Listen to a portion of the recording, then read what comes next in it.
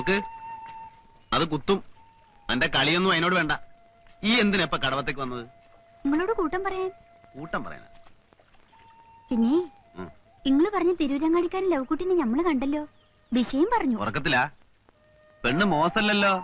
നിക്കാഹ് കഴിയണേന് മുമ്പ് മാരനെ കിനാക്കാണാൻ തുടങ്ങിയ? അല്ലാന്ന്, മൂപ്പര് ഞമ്മള് നേരിട്ട് ജീവനോടെ കണ്ടു. അന്ന് രാത്രി കോൽക്കളി കാണാൻ ഞമ്മള് പൊരയിൽ വന്നില്ലേ? എന്നിട്ട് സമ്മതം തന്നിക്കണ്.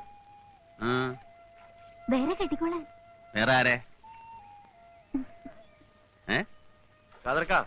കിഴക്കേടുന്ന തമ്പ്രാൻകുട്ടിക്ക് നിങ്ങളോടെന്തോ പറയണം.